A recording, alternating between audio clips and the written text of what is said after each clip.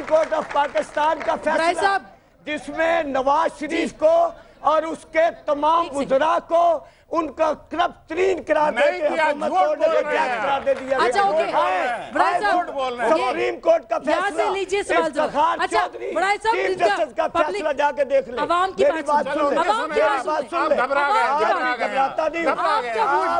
आप लाहौर के सुन ले, लाहौर के फ्लाईओवर 5 फ्लाईओवर मैं एक कलमा चौक फ्लाईओवर बना देना भाई। अच्छा बात तो सुन ले, लाहौर कोयटा में कुछ बना दे दिया आपने। सुन ले मुशाहिद साहब और मुशाहिद साहब, ये आवाम आपसे कुछ कह रही है। फ्लाईओवर का जिक्र करता हूँ मैं, ये सारी पंचायत के फ्लाईओवर भाई बात सुन ले, बात वाले किधर है? मैं आपको नहीं है मुल्तान के फ्लाईओवर। बात सुन ले, मैं तमाम अवाम को बात सुन ले, आप बहुत सारे भाई हैं, मैं ये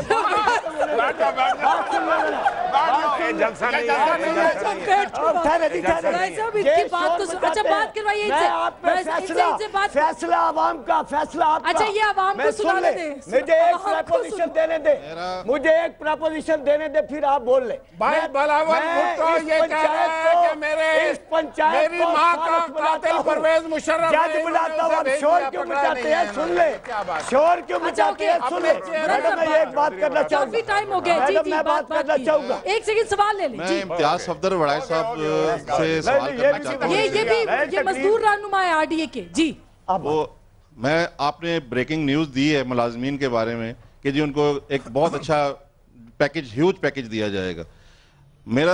हमारा खदशात यही है कि ये हमेशा से जो बजट आया ये मरात याफ्ता अफराद को मजीद नवाजने के लिए होता है, और उसमें सरकारी मुलाजमीन 1 से 22 तक उनकी शरह जो है ना वो 1 रखी जाती है, जाके जो कि सबसे ज्यादा शरह जो है ना वो 17 और उससे ऊपर के लोगों को फायदा पहुंचता है, क्योंकि ब्यूरोक्रेसी बैठी हुई है, खुद वो बजट बनाते हैं अपने फायदे के लिए, वो जो है ना वो ये रख लेते हैं, गरीब मुलाजमीन को उसमें कुछ नहीं मिलता। तो ये गरीब परवर बजट नहीं होगा। मैं गोदिल साहब से, वड़ाई साहब थोड़ा सा सांस ले ले, तनु साथ चढ़ गए, थोड़ा सा पानी पी लो।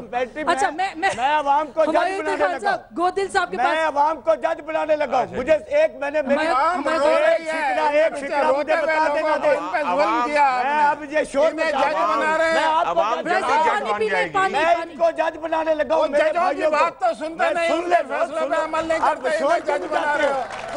मैं इनको जज बनाने लगा। अदालतों का मानता ही नहीं, जज ने क्यों बनाया? एक मनसूबा सुन ले, मेरी मैडम से बात कर देते हैं।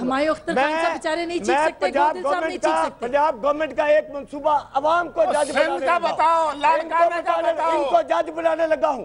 कलमा चौक लाहौर फ्लाईओवर बना है, कलमा चौक। बात सुन ले, आपको तकलीफ है, सुन ले, तरक्की के काम की तकलीफ है। मैं आवाम को जज बनाने लगा। कुछ करेंगे ना किसी को करने देंगे। कलमा चौक लाहौर फ्लाईओवर बना है, खुद करना है, पंजाब खाली खाई जाओ, खाई जाओ, लुटी जाओ। ये नहीं बात, ऐसे अब नहीं है। मैं इनको जज बनाने लगा। ये बड़ा सीरियस मसला है, इनको जज बनाने लगा।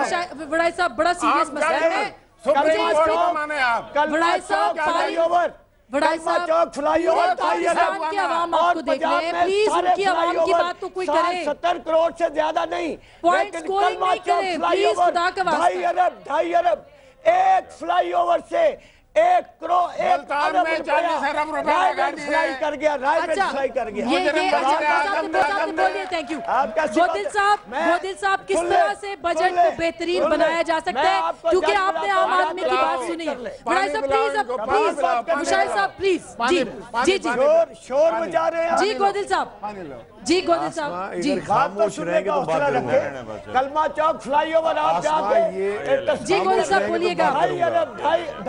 2.5 अरब ये खामोश तो रहे पहले। जी गोदिल साहब प्लीज आप बोलिएगा। बजट पे तो बात करें, बजट पे बात ही नहीं हो रही। इनको मैं कह रहा हूँ कि आसमा पाकिस्तान भर की एक वाहिद पार्टी मुत्तहिदा कौमी मूवमेंट ने इस इशू को उठाया, बजट को बनाया। बजट पे हमने बताया कि डेफिसिट कितना कम होगा। ब्रेक ले लेती हूँ नाज़रीन, ब्रेक ले लेती हूँ। ब्रेक के बाद हम पब्लिक से पहले बात कर लेंगे, फिर इनको मौका देंगे। एक छोटी सी ब्रेक के बाद मिलते हैं, हमारे साथ रहिएगा।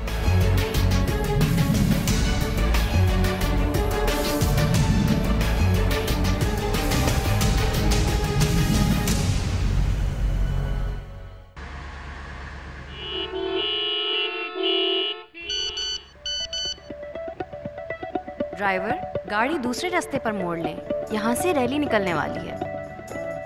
गाड़ी में हूँ पर खबरों से दूर नहीं, क्योंकि जानते रहना लाजमी है। तो अभी अपना फोन उठाइए और समा SMS न्यूज अलर्ट्स हासिल करने के लिए SA टाइप कीजिए और भेज दीजिए 8125 पर। समा SMS न्यूज अलर्ट्स, जानते रहना लाजमी है।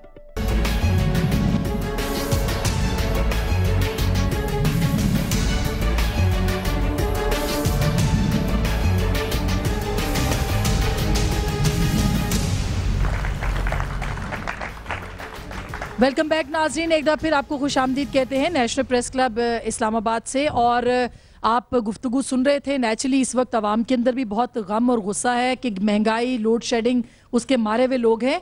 और इसके साथ साथ जाहिर है कि सियासी जमातें भी इस वक्त आवाम को उनको फेस भी करना है, इलेक्शन का साल है, तो सूरत हाल काफ़ी गंभीर है। मैं गोडिल साहब आपके पास सबसे पहले आती हूँ कि ये बताइएगा कि ये चीज़ें जाहिर है कि हुकूमत की जिम्मेदारी होती है, रियासत की जिम्मेदारी होती है कि वो आवाम का ख्याल रखे, जिसमें अभी तक नाकामी हुई है। क्या ऐसा हो जाए कि आवाम खुशहाल हों और थोड़े रिलीफ महसूस करें? क्या ऐसा हो सकता है कल के बजट में? जो अभी गुफ्तगू चल रही थी तो लोगों ने देखा, पाकिस्तान की आवाम ने देखा कि कितना सीरियसनेस हमारे मुल्क के अंदर सियासतदानों का है। हमने अपनी जिम्मेदारी महसूस की, कोई समझे ना समझे, हमने शेडो बजट दिया। उसमें सारी चीज़ें लिखी हुई कि एनर्जी क्राइसिस के कैसा निपटा जा सकता है। सिर्फ पॉइंट स्कोरिंग नहीं की कि क्या मसला है, मसले का हल भी दिया। हमने रेवेन्यू शॉर्टफॉल के दिया कि डायरेक्ट टैक्सेस की शरह बढ़ाई जाए तो इनडायरेक्ट को कम किया जाए। इनडायरेक्ट टैक्सेस कम होने से क्या फ़ायदा होगा आसमा कि लोगों का म्यार ज़िंदगी बेहतर होगा, क्योंकि इनडायरेक्ट टैक्सेस जो है तो रिग्रेसिव टैक्सेस होते हैं। इसके बाद हमने जो हमारा डोमेस्टिक डेप्ट है, जो हमारा इंटरेस्ट पेमेंट है, उसके लिए हमने प्रपोज किया कि 2% इंटरेस्ट रेट कम कर दिया जाए तो हमें कर्जों की मद में कम रकम खर्च करनी पड़ेगी और जो वसाइल बचेंगे वो हम एनर्जी सेक्टर पे करें, इंफ्रा को ठीक करें। हमने सब्सिडी कहा है कि सपोर्ट प्राइस मैकेनिज्म को खत्म करें, ओपन मार्केट रखें और सब्सिडी देनी है तो डायरेक्ट कंज्यूमर को दें, अवाम और नास को दें। उनको गंदम की प्राइस, चावल की प्राइस, आटे की प्राइस को कम करके दें, सब्सिडी वहां दें। हमने तो सारे प्रपोज किए, जो हमारा काम था हमने किया। मैं तो आपके चैनल से पाकिस्तान भर के अवाम से कहूंगा कि शेडो बजट को पढ़ें, रिसर्च करें। इकोनॉमिक सारी टीम पाकिस्तान की है, उसने तारीफ की है कि यही प्रपोज होना चाहिए, यही ऐड होना चाहिए। हमारे पास यहाँ पे बैठे हुए हारून अख्तर साहब, वो भी बजट पे अच्छी कमांड रखते हैं, उनको भी मैं दरख्वास्त करूंगा उसको पढ़ें और इसको बाकायदा देखें कि कितनी सीरियसनेस हमने शो की है, ताकि अवाम का म्यार जिंदगी बेहतर हो। हमारे नजदीक पहला हम नहीं चाहते कोर्टों में केसेस करने के लिए, फलाबाद पे केस कर लो, आर्टिकल 6 कर दो, वो कर दो, लेकिन हम कहते हैं अवाम के इश्यूज पे सारी पार्टियां मिलके, जैसे 18वीं तरमीम में बैठी, 19वीं तरमीम में मेरे भाई, कराची में सारी पार्टियां बैठ जाएं, सारी पार्टियां बैठ जाएं। मुझे बात करने देना, थोड़ी इखलास कोई बात कर रही है। अगर अवाम के इश्यूज पे सारी पार्टियां बैठ जाएं, अवाम के इश्यूज पे सारी पार्टियां बैठ के फैसला करते हैं, हमें माशी में स्टार्ट करना है। आसमा इनको समझाए कि दूसरों की बात में मुदाखलत ना करे। मैं कोई सियासी बात नहीं कर रहा, मैं अवाम की बात कर रहा हूँ, इस बजट की बात कर रहा हूँ जो कल पेश होगा। खाली शोबेबाजी ना करे, मीडिया पे आके पॉइंट स्कोरिंग ना करे, उसको हल दे, उसका हल बताएंगे पाकिस्तान के अवाम का मसला। मैं कह रहा हूं कि उनकी बातें करें, खाली मीडिया पे आके एक दूसरे पॉइंट स्कोरिंग ना करें। और जिसने पेश कर रहे हो जो हुकूमत का काम, अच्छा यहाँ से पब्लिक से बात इनको समझाएंगे होता क्या। जी गोदिल साहब, ये हम पब्लिक से बात कर रहे थे। जी गवर्नमेंट को गाइडलाइन देनी है क्या कलेक्शन से रिलेटेड है। गवर्नमेंट के तमाम नाकामियों के जिंदगी में सर्कुलर डेब्ट कितना खत्म होगा, इसका क्या मालूम है? दुरुस्त बात है, ये आम आदमी से रिलेटेड चीजें हैं। बिल्कुल मेरा क्वेश्चन टैक्स कलेक्शन से रिलेटेड है गवर्नमेंट पार्टी से। अभी तक की टैक्स कलेक्शन जो है वो इनकी 8% तक पहुंची है, जो कि 15% टारगेट थी। और अगर ये 15% तक पहुंच जाए तो हमारा बजट जो डेफिसिट है वो सरप्लस में कन्वर्ट हो जाता है। तो ये उस पे क्या कर रहे हैं? ये हमायूं साहब, वैसे ये आपसे रिलेटेड क्वेश्चन है। उन्होंने पूछा गवर्नमेंट से, जी मैंने गवर्नमेंट के लिए तो नहीं बोलना है सर। मैं सिर्फ मैं एक दो गुजार साहब जरा इक्वल अपॉर्चुनिटी मुझे भी थोड़ा जी जी तो लड़ाई होती रही कुछ बोलने। मैं ये हुकूमत से पूछा, लेकिन मैं ये जानना चाह रही हूँ कि ये जो सीरियसनेस जो आवाम महसूस कर रही है। हमारे भाई हैं, इन्होंने बड़ा अच्छा काम किया कि शैडो बजट पेश किया है। कल सुबह काबीना की मीटिंग है, बजट मंजूर करने के लिए, और मैं उम्मीद करूंगा कि उसमें ये काफी शैडो बजट की जो हैं शिकें हैं वो उसमें पेश करेंगे कल हो जाएंगी, लेकिन आखिरी वक्त पे वो जो काबीना के सामने आता है उसमें चेंज कोई नहीं हुआ।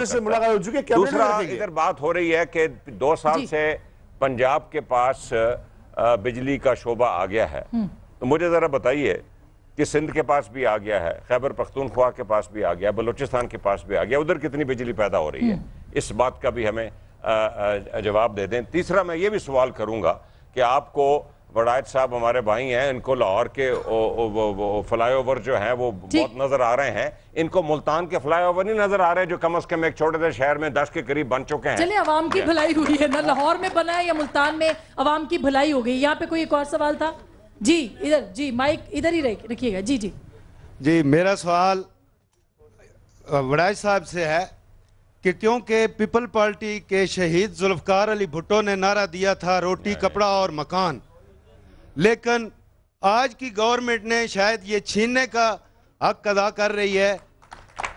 ठीक है, मैं पूछ सकता हूं? जी बहुत शुक्रिया वड़ाई साहब। रोटी कपड़ा और मकान, कफन कब्र कब्रिस्तान बन गया है। मैं ये ज्यादा वाजे करता हूं, आप ऐसे बात नहीं करें, मुझे पूछे जी। आखिरी कुछ जुमले हैं जी।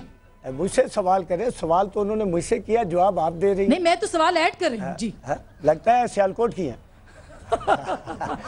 लेकिन कफन कब्र कब्रिस्तान का जवाब दे दे। देखिए, मैं दो तीन चीजें मैं बात कर भाई, आपने हर जगह कमेंट्स देना है, मुझे बात तो कर लेना। साहब आखिरी देखें, बजट है, बजट पे बात शुरू हुई, मेरे ये तमाम भाई है, मैंने मुलाजमतों की बात भी नहीं की अभी। ठीक, हम 1 लाख मुलाजमतें बजट में नौजवानों के लिए लाएंगे, ये देंगे ना, ये बेचेंगे। और मैं ये बताता चलूं, मैं ये बेचेंगे पैसे लेके। बात तो ठीक है, वक्त खत्म हो गया। बहुत बहुत शुक्रिया, इस बात का तल्लुक है, बहुत बहुत शुक्रिया सर, उन्होंने टैक्स कलेक्शन की बात की, 1 लाख बजट देंगे, एमकेएम ने एक अच्छी एफर्ट की है, वो काबीना में पेश करेंगे। ठीक है, thank you very much sir, बहुत शुक्रिया।